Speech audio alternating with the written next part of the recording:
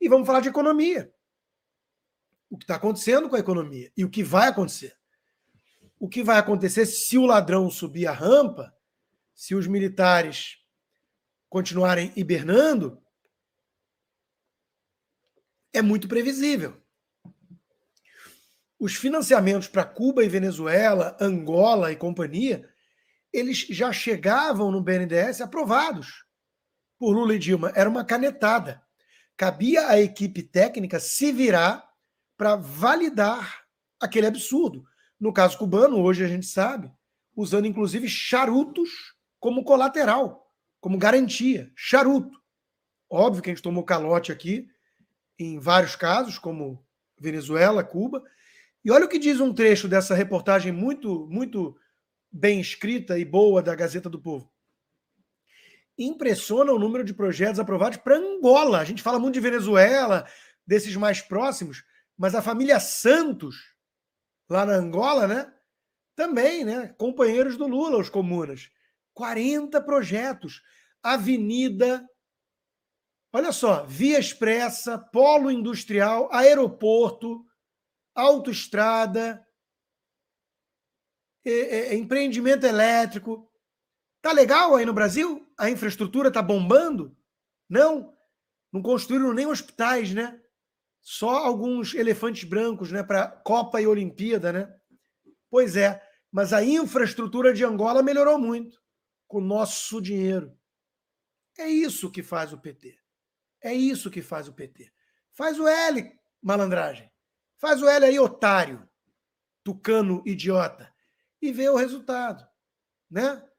E vê o resultado. Agora, como eu disse, né? As premissas são muito importantes aqui, porque essa conta Choquei, que é um choque de estupidez, toda hora que você entra nessa página Choquei, você realmente fica chocado com a estupidez e o viés comunista deles, né?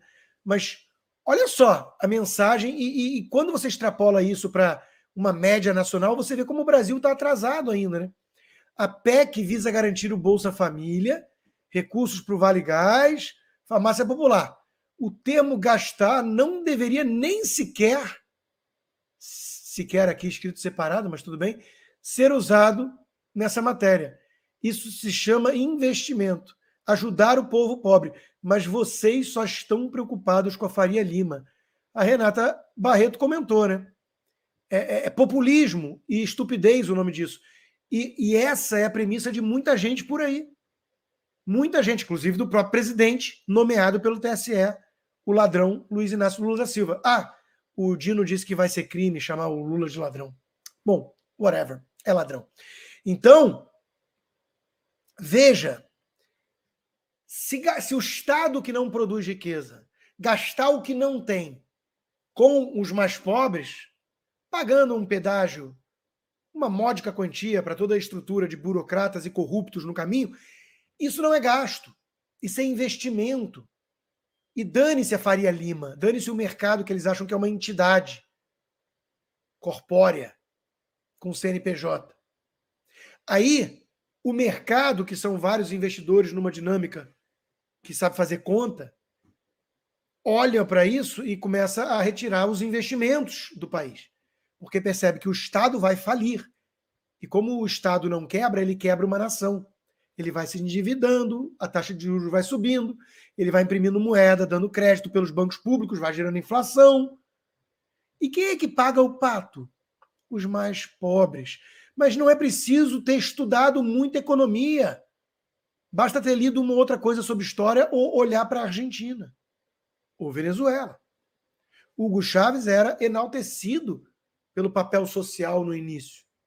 Ele não estava investindo, ele não estava indo contra o mercado, ele estava apenas ele não estava gastando, ele estava investindo no social. E deu no que deu, porque é o resultado inexorável de todo modelo socialista, populista, demagógico. Aliás, andaram falando que o Lula já começou a governar antes mesmo de assumir, e né, o resultado está aí, né? As estatais já perderam 130 bilhões de reais em valor após a eleição pelas urnas eletrônicas do TSE do ladrão, que não pode mais ser chamado de ladrão. Até a Foice de São Paulo está preocupada. Esse é o editorial de hoje. Visão ultrapassada e corporativismo minam a confiança antes da posse de Lula. Quer dizer, todos os tucaninhos de esquerda estão assustados, estão com medo, né, Armínio? Estão com medo. O sujeito pulou da janela e descobriu que existe a lei da gravidade e está com medo. Mas ainda não estão arrependidos, não.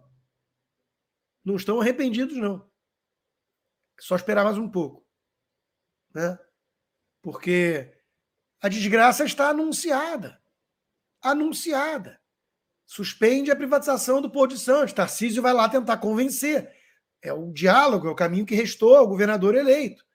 Mas, de novo, com canalhas, com oportunistas, com piratas e com crentes ideológicos, não há muito diálogo possível. A menos que você queira dialogar na língua deles.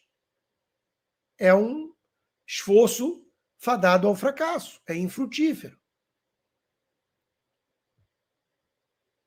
O meu amigo Adolfo Saxida, ele tem, pelo menos, né, lembrado aqui que a narrativa da herança maldita é uma falácia, coisa de canalha, de mentiroso.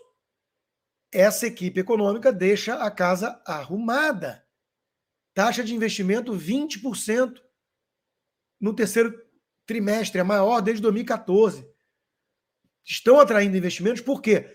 Porque foram responsáveis. Arrumaram a casa. Enfrentaram uma pandemia. Tiveram que elevar o endividamento do Estado. E logo depois já baixaram para patamares anteriores à pandemia.